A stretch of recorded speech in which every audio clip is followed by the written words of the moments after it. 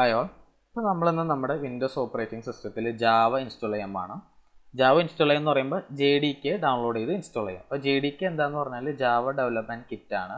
ആ കിറ്റിൽ നമുക്ക് ആവശ്യമായിട്ടുള്ളത്, അതായത് ജാവ റൺ ടൈം എൻവയൺമെൻറ്റും ജാവ വെർച്വൽ മെഷീനും ആവശ്യമായിട്ടുള്ള ക്ലാസ്സസും ലൈബ്രറീസും എല്ലാം പാക്ക് ചെയ്ത് വെച്ചിരിക്കുന്ന ഒരു കിറ്റാണ് ജാവ ഡെവലപ്മെൻറ്റ് കിറ്റ്.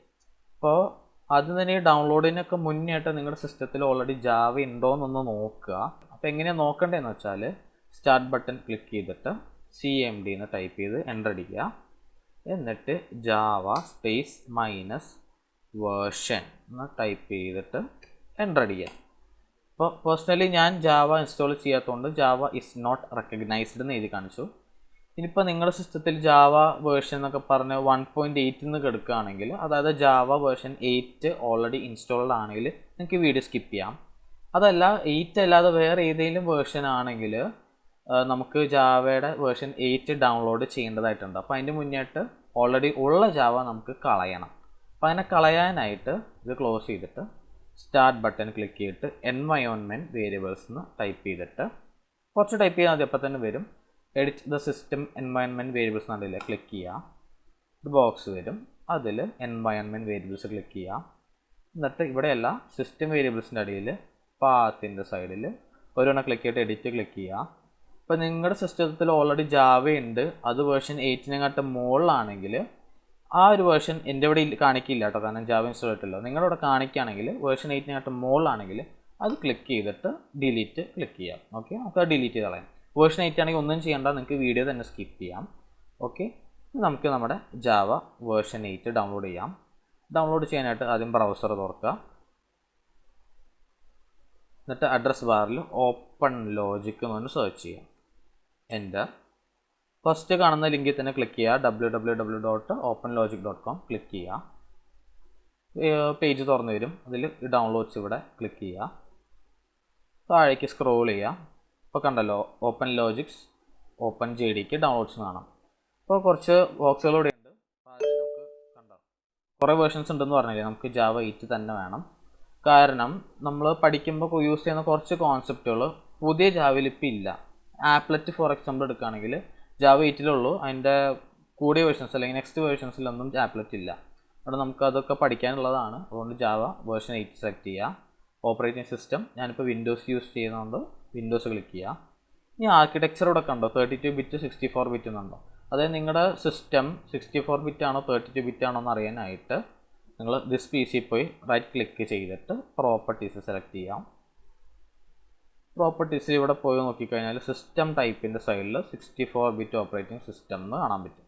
അതായത് എൻ്റെ ഈ സിസ്റ്റം 64 ബിറ്റ് ആണ്.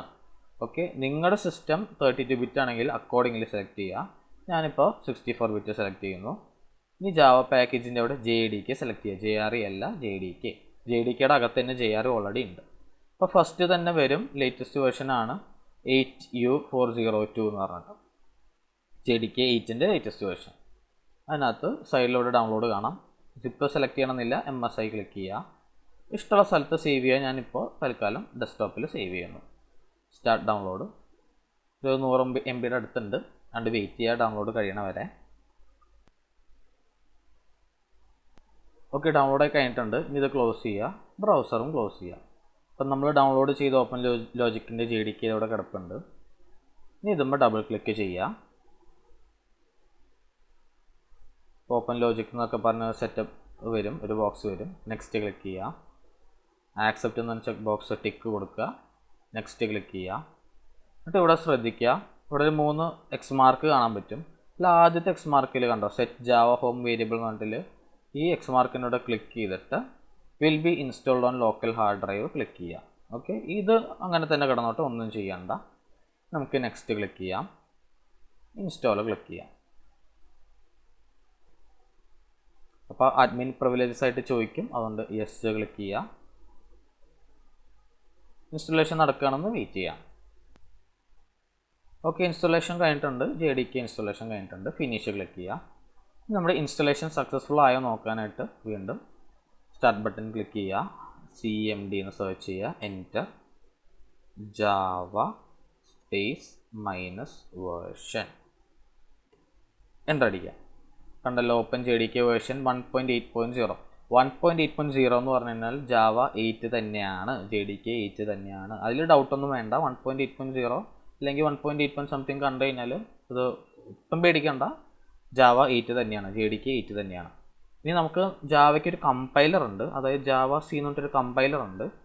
അപ്പോൾ അതിൻ്റെ വേർഷൻ നോക്കാനായിട്ട് Java C space minus version അടിക്കാം. എന്തടിക്കുമ്പോൾ കണ്ടല്ലോ, ജാവ സി അതായത് ജാവ കമ്പൈലറിൻ്റെ വേർഷനും കാണാൻ പറ്റും, 1.8.0.